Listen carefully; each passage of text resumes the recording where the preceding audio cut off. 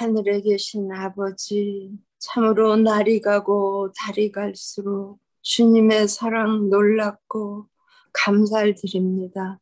예수님 이름만 불러도 생각만 하여도 가슴이 찡하고 먹먹해집니다. 하늘 아버지, 오늘 우리가 이 새벽에 했던 주님의 말씀을 갈급하여서 다 단잠을 깨고 일어나 우리의 길을 열고 성령님이 우리에게 주시는 말씀을 듣고자 하였나이다. 신실한 주의 종 장문호 목사를 통해 주시는 이 성령님과 동행하는 삶의 말씀을 줄 때 우리는 이 우물물을 달게 마시고 살아갑니다.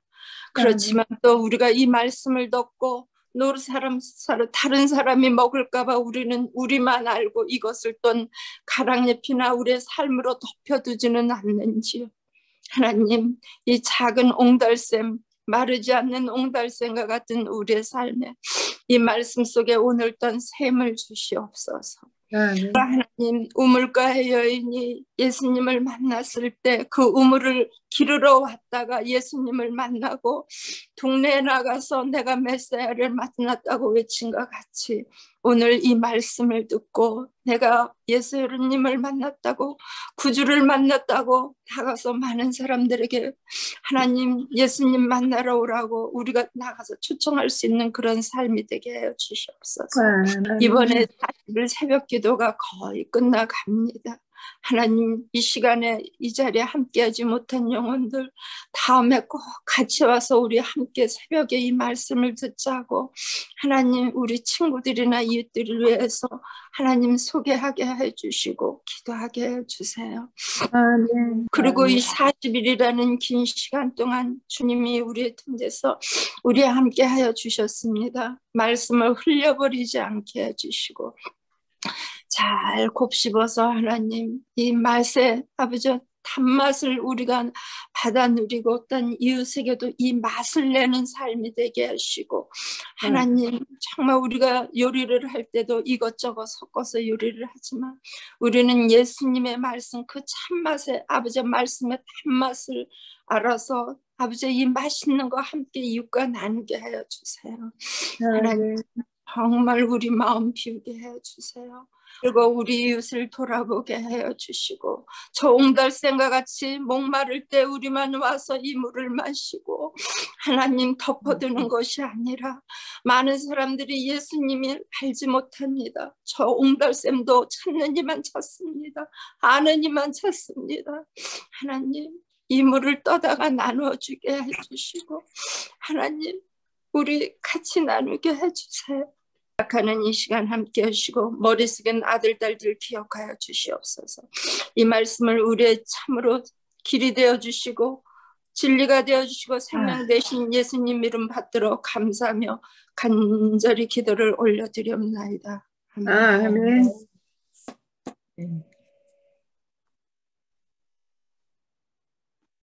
네, 감사합니다. 이렇게 은혜로운 말씀 나눠주시고 또 기도드려 주셔서 감사합니다. 네, 오늘은 우리 영적 예배라는 제목으로 우리 함께 나누고자 합니다. 먼저 우리가 참 잘 알고 계시는 그 선한 사마리아인의 비유에 관한 말씀입니다. 누가복음 10장 30절에서 37절까지 좀 긴 말씀이지만 우리가 이 이야기를 다시 한번 생각하고 묵상하는 마음으로 함께 같이 보도록 하시겠습니다.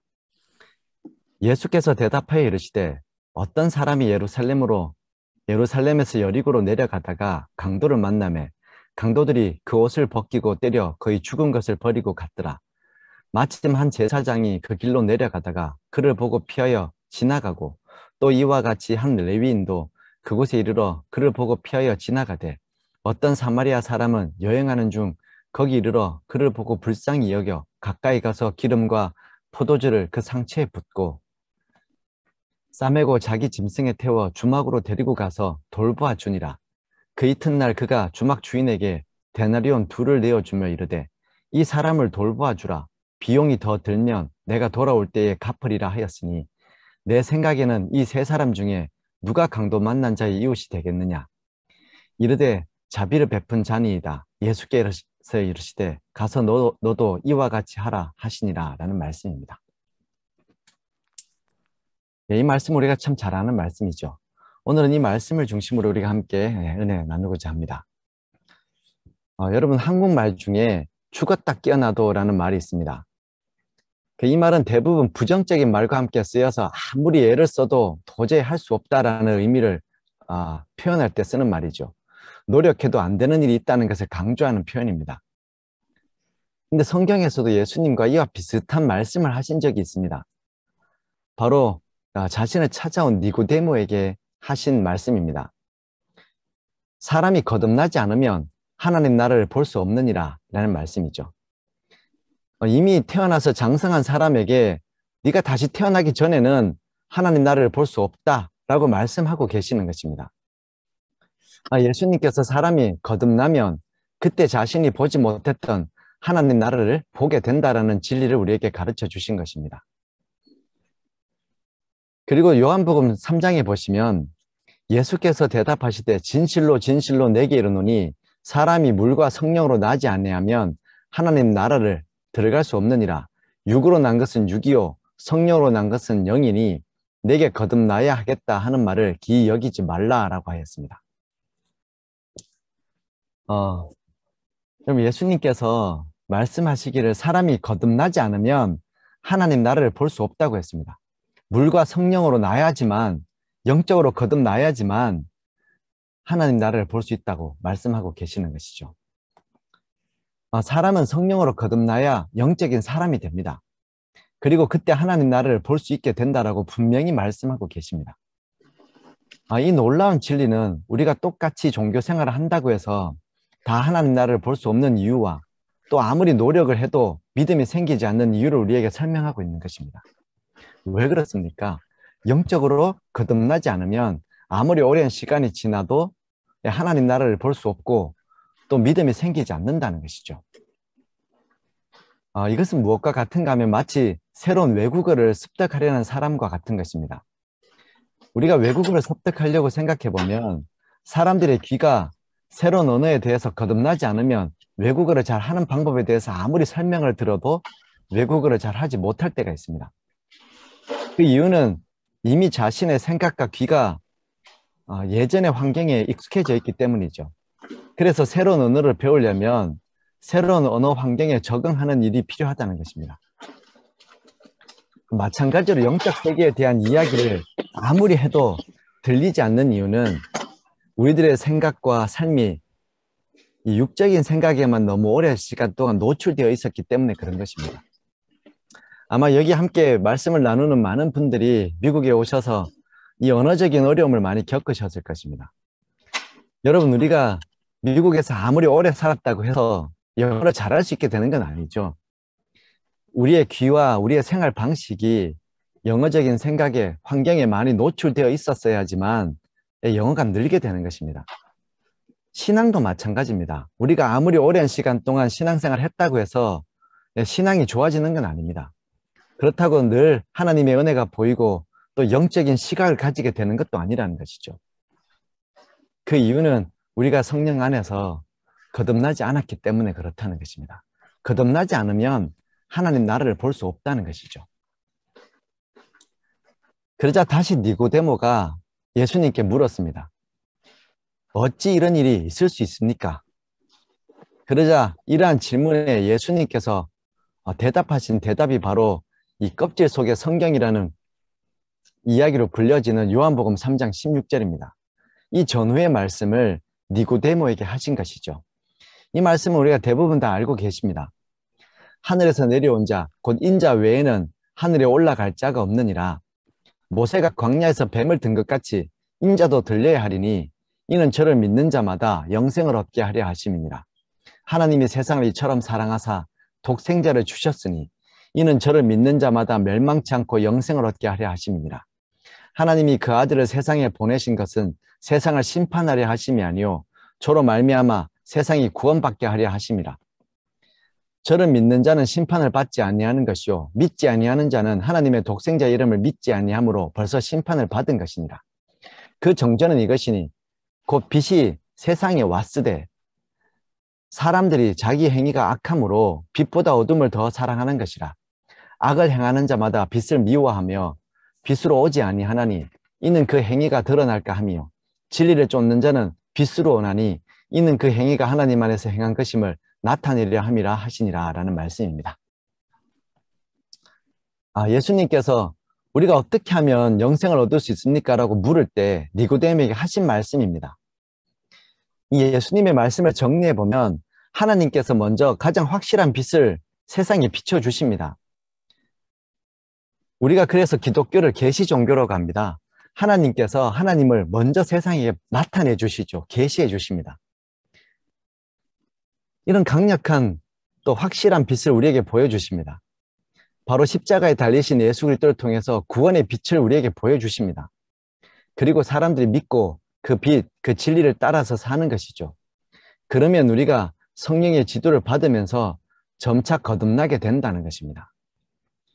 이게 영적인 사람으로 거듭나는 방법입니다. 어떻게 이런 일이 있을 수 있습니까? 어떻게 사람들이 다시 거듭날 수 있습니까? 라고 물었을 때 거듭나는 방법에 대해서 말씀해 주신 것이죠.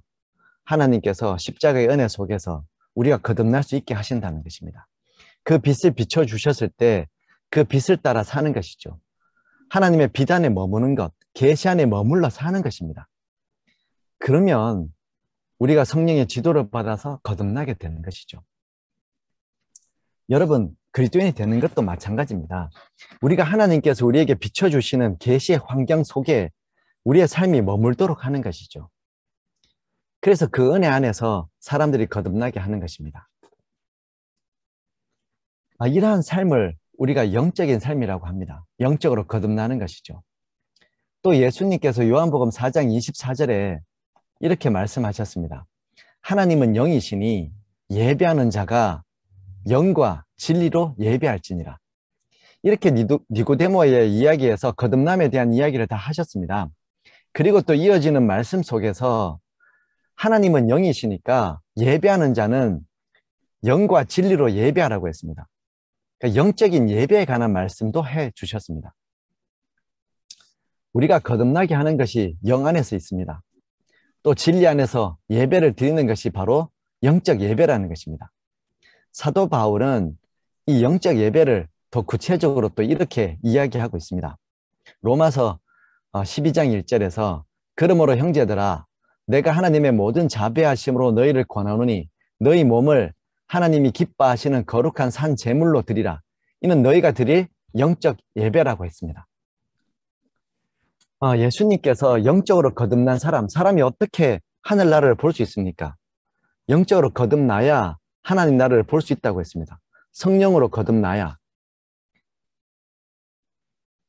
그리고 여러분, 그러한 사람들이 어떻게 영적으로 거듭날 수 있습니까? 예수 그리스도의 빛 가운데 거함으로 우리가 거듭날 수 있다고 했습니다. 그리고 영적으로 거듭난 사람들은 영과 진리로 영적 예배를 드려야 된다고 했습니다. 이 영적 예배는 또 무엇이라고 했습니까? 우리의 몸을 하나님이 기뻐하시는 거룩한 산 제물로 드리는 것이 영적 예배라고 했습니다. 이 바울이 제시한 영적 예배를 드리는 것은 보다 구체적인 방법이 무엇인가 하면 우리의 몸, 전인격적이고 실제적인 우리의 몸을 살아있는 제사로 하나님께 드리는 것이라고 했습니다. 적지 않은 그리스도인들이 가지는 착각들이 있습니다. 그것이 무엇인가 하면 내가 마음은 정말 하나님께 드린다. 하나님께서 내 마음은 다 아시겠지 라는 것입니다. 이런 생각만 가지고 몸은 예배와 상관없는 장소에 있는 사람들이 있습니다. 내가 지금 마음은 하나님께 있는데 지금 내가 어쩔 수 없이 몸은 예배를 못 드리고 있다. 그래서 내가 마음만은 언제나 예배를 드린다 라고 얘기하시는 분들이 있다는 것이죠. 분명히 거듭난 마음으로 자신의 실제적인 몸으로 봉사, 활동, 순종하는 것이 영적 예배라고 하셨는데 근데 마음만 드리는 예배를 드릴 때가 있다는 것입니다. 오늘 우리가 분명히 해야 될 것은 영적 예배는 몸과 마음 전체를 하나님께 드리는 것입니다. 이게 영적 예배입니다. 하나님께 우리의 전 인격을 산 제사로 드리는 것입니다. 이런 영적 예배의 삶을 가장 잘 보여주는 것이 오늘 제가 시작하면서 읽었던 본문 말씀인 선한 사마리아인의 비유입니다. 이러한 의미에서 예수님께서 주신 의미입니다. 이 선한 사마리아인 비유는 한 율법 교사가 예수님께 다음과 같은 질문을 하면서 시작되는 것입니다. 어떤 율법 교사가 일어나 예수를 시험하여 이르되 선생님, 내가 무엇을 하여야 영생을 얻으리까? 라는 질문을 하게 됩니다. 그러자 이 질문을 받은 예수님께서 그에게 다시 되물으시기를 율법에 무엇이라고 기록되어 있느냐라고 되물으십니다. 그러자 그가 이렇게 대답을 합니다. 내 마음을 다하며 목숨을 다하며 힘을 다하며 뜻을 다하여 주 너희 하나님을 사랑하고 또한 내 이웃을 내 자신같이 사랑하라 하였나이다 라고 얘기했습니다. 그러자 예수님께서 내 대답이 옳다, 그렇게 행하라 라고 말씀을 해주셨습니다. 이 율법 교사가 뭐라고 질문했습니까? 어떻게 하면, 무엇을 하면 영생을 얻습니까? 라고 물었더니 율법에 무엇이라고 기록되어 있느냐? 그랬더니 목숨을 다하고 뜻을 다하고 하나님을 사랑하고 내 이웃을 자신같이 사랑하라고 했습니다. 그러자 그렇게 해라, 그게 옳다라고 대답하신 것이죠. 거듭나면은 구차한 설명이 필요가 없습니다. 거듭나면 사람들은 다른 삶을 살게 되어 있기 때문이죠. 사람이 거듭나면 이런 삶을 살게 되어 있다는 것입니다. 이게 거듭난 사람의 삶의 모습인 것이죠. 그러면 영생을 얻게 되고 하나님 나라를 보게 되는 것입니다. 그러자 이 율법 교사가 영적으로 거듭나지 않았기 때문에 또 이런 질문을 합니다. 그러면 내 이웃이 누굽니까? 라고 묻는 것입니다. 그때 예수님께서 이 선한 사마리아인의 비유를 들려주십니다. 여러분, 이 선한 사마리아인의 비유를 주신 그 첫 번째 목적은 내가 무엇을 하여야 영생을 얻으리까? 라는 질문에 대한 대답으로 주신 것입니다. 이 대답을 꼬리에 물어서 거듭난 사람은 어떤 사람입니까? 라고 묻고 어떻게 하는 사람이 영생을 얻는 사람입니까? 그랬더니 내 이웃을 내 몸과 같이 사랑하는 사람, 하나님을 사랑하는 사람이다. 그 사람이 거듭난 사람이고 그 사람이 영생을 얻는 사람이다. 그러자 그러면 내 이웃을 사랑하는 게 뭔지, 내 이웃이 누군지라고 또 묻는 것이죠. 그럼 예수님께서 어떻게 하면 영생을 얻는지, 어떻게 하면 거듭난 사람으로 살아가는지를 알려주시기 위해서 이 선한 사마리아인의 비유를 우리에게 들려주신 것입니다. 이 비유에 등장하는 인물은 총 5명입니다. 강도 만난 사람, 또 제사장, 레위인, 사마리아 여행객, 그리고 여관 주인입니다. 그럼 이 비유에서 실제적으로 어려움을 당한 사람은 강도 만난 사람입니다. 그래서 이 강도 만난 사람 입장에서 볼 때 누가 선한 이웃이냐라는 것이 예수님의 질문이었습니다.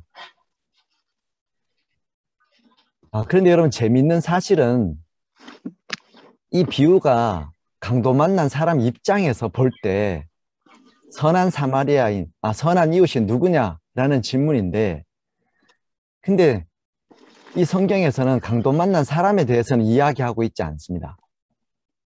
그가 무슨 사업을 하고 있었는데 그날 왜 예루살렘에서 여리고로 내려갔는지, 그 사람은 평소에 강도 만나서 죽어도 싼 사람인지 아니면 절대로 그런 일이 당하면 안 되는 사람인지, 또 이런 일이 당해서 안타깝게 느껴지는 사람인지 아니면 고소하게 느껴지는 사람인지에 대한 이야기는 언급은 없다는 것이죠.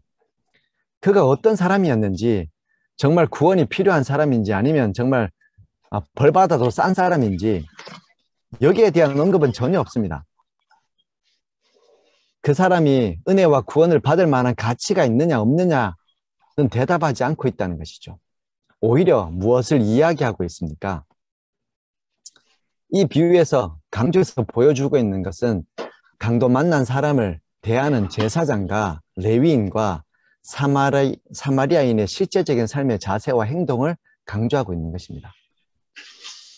여러분, 우리가 알고 있는 제사장과 레위인들은 그날 여리고에서 예루살렘으로 올라가고 있던 길에 이 강도 만난 사람을 만나게 됩니다.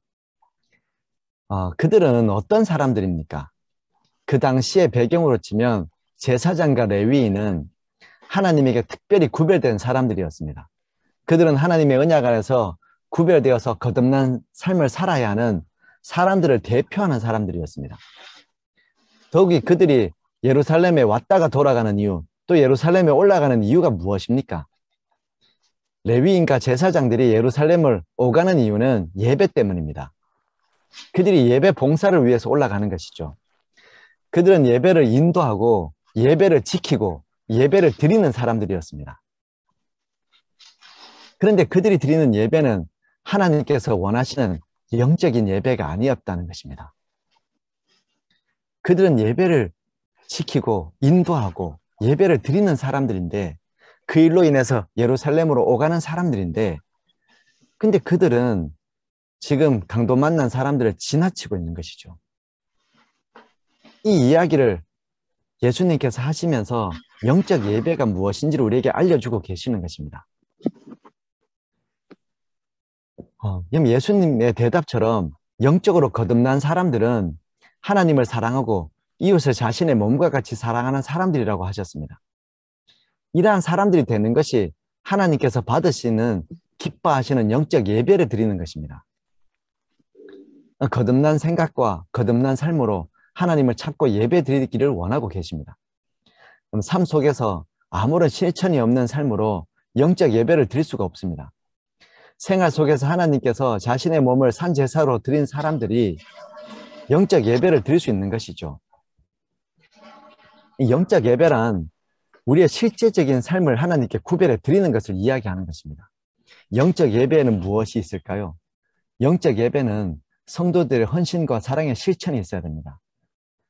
전심과 전력을 다하는 사랑이 있어야 된다는 것입니다. 이 선한 사마리아인처럼 헌신과 사랑의 실천이 있는 것, 이게 영적 예배입니다. 우리가 그냥 예배만 드리고 사는 세상에 살고 있습니다. 요즘은 세상에 정말 예배가 많아졌다고 생각됩니다.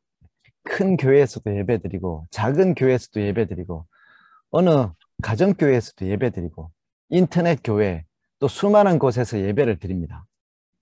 심지어 더 편한 예배를 위해서 교회와 의자를 극장식 소파 의자로 바꾸는 교회도 있고, 또 차를 타고 다니면서 아니면 일을 하면서 핸드폰으로 쉽게 예배 드릴 수 있는 다양한 방법들이 생겨나고 있습니다. 요즘은 정말 수많은 예배들이 행해지고 있습니다. 더 나아가서 여러분, 침대에 편안하게 누워서도 예배에 참석할 수 있습니다. 실제로 이 코비드 때에 많은 분들이 정말 침대에 누워서, 안식일날 침대에 누워서 핸드폰으로 예배 드리는 사람들도 있었습니다. 다양한 성도들이 많아진 예배를 다양하게 참석하면서 자신의 신앙생활을 영위하고 있습니다. 그래서 이제는 굳이 교회가 필요 없고, 나 필요할 때 언제든지 편안하게 예배 드릴 수 있으니까 이걸로 충분하다라고 생각하는 경우도 많이 생겼습니다. 여러분, 하지만 예배는 내가 하는 종교 활동이 아닙니다. 종교 생활이 아니라 하나님께 드리는 영적 예배가 되어야 합니다. 영적 예배가 무엇입니까? 영적 예배는 성도들의 헌신과 사랑의 실천이 있어야 하고, 전심 전력을 다하는 사랑이 있어야 영적 예배가 되는 것입니다.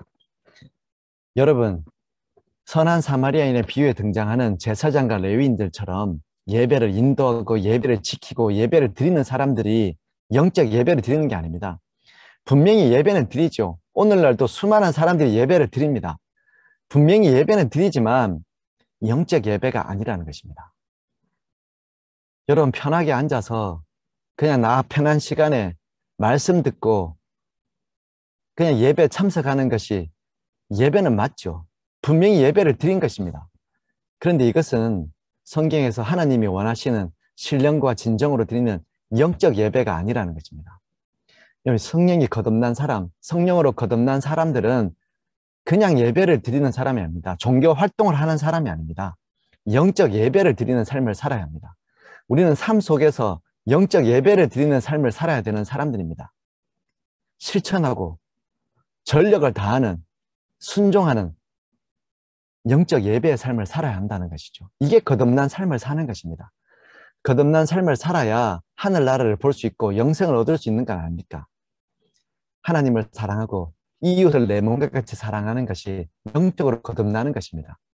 이렇게 거듭나는 사는 사람들이 드리는 예배가 영적 예배입니다. 여러분, 우리가 분명히 지금도 다양한 방법으로 예배에 참석하고 계실 것입니다. 하지만 오늘 우리의 예배를 다시 한번 되돌아볼 필요가 있습니다. 우리가 드린 예배가 정말 하나님께서 받으실 만한 영적 예배인가를 생각해 보아야 합니다. 나 편하게 드리는 예배가 영적 예배입니까? 내 마음만 원하면 내 마음 편한 대로 드리는 것이 영적 예배입니까? 헌신과 사랑의 실천이 없고 주를 위한 전심과 전력이 없는 그런 예배가 진정한 예배입니까? 요즘은 예배를 너무 쉽게 생각해서 또 줌으로 드리니까 또 일도 줌으로 하니까 어떤 분들은 안식일이 되어도 위에만 양복을 입고 밑에는 잠옷을 입고 예배를 드리기도 합니다. 그리고 사실 교회에서 드리지 않고 우리가 인터넷으로 예배 드리면 편하긴 하죠. 그래서 정말 자다 일어나서 그냥 편하게 아무 준비 없이 그냥 시간 돼서 줌 앞에서 인터넷으로 예배 드릴 수 있습니다. 그런데 여러분 스스로에게 물어봐야 합니다. 나는 지금 영적 예배를 드리고 있는가? 그저 마당만 밟고 있는 것은 아닌지. 영적 예배는 헌신과 사랑의 실천이 있어야 되고 전심과 전력을 다해야 합니다. 여러분 이런 마음이 없이 어떻게 신령과 진정 없는 예배를 영적 예배라고 드릴 수 있는 것입니까? 하나님께서 원하시는 예배는 영적 예배입니다. 오늘날 수많은 시간에 수많은 장소에서 예배가 드려지고 있지만 하나님께서 흠량하시고 받으시는 예배는 영적 예배입니다. 수많은 사람들이 그리스도인 삶을 살고 있지만 나는 그리스도인이라고 여러 활동들을 하고 공헌하고 있지만 하나님께서 받으시는 영적인 삶은 영적 예배의 삶을 드리는 사람의 삶을 그리스도인으로 받으시는 것입니다. 그 인생이 하나님께서 받으시는 산 제사가 되는 것이죠. 오늘 여러분과 제가 하나님께 영적 예배를 드리고 살 수 있게 되기를 간절히 소원합니다. 시편 51편 17절에 이런 말씀이 있습니다. 하나님께서 구하시는 제사는 상한 심령이라 하나님이여 상하고 통회하는 마음을 주께서 멸시하지 아니하시리이다. 여러분 오늘 여러분과 제가 하나님께 이런 하나님께 드리는 신령과 진정의 산 제사의 예배를 드리지 않으시겠습니까? 우리의 삶이 먼저 영적 예배의 삶이 되어야 합니다. 또 이런 영적 예배 삶을 사는 사람들이 드리는 예배가 구별되어서 전심을 다하고 사랑을 실천하는 예배가 영적 예배인 것이죠. 하나님께서 이런 예배를 원하고 계십니다. 또 이런 성령과 동행하는 삶을 원하고 계십니다. 오늘 우리가 이런 믿음의 삶을 정말 믿음 안에서 또 영적인 거듭남 안에서 살 수 있게 되기를 바랍니다. 오늘의 숙제는 우리의 하루가 영적 예배의 삶이 되도록 우리 삶을 구별하는 시간을 오늘 하루 동안 가져주시게 되기를 바랍니다. 또 오늘 기도는 생활 속에서 하나님께 자신을 산 제사로 드릴 수 있도록 기도하는 하루가 되었으면 좋겠습니다. 네, 오늘은 우리 신일순 성도님과 또 박순영 우리 성도님과 함께 기도드리도록 하겠습니다. 사랑하는 우리 주님, 우리 하나님께서 우리 하나님의 은혜 안에 우리 인생이 머물 수 있게 해주셔서 감사합니다. 아멘. 날마다 주님께서 진리로 또 누구든지 마음을 열면 하나님의 비단에서 성도로 거듭날 수 있도록 하나님의 사랑을 계시해 주셔서 감사합니다. 아멘. 이렇게 풍성한 하나님의 계시 안에서 우리가 빛의 자녀로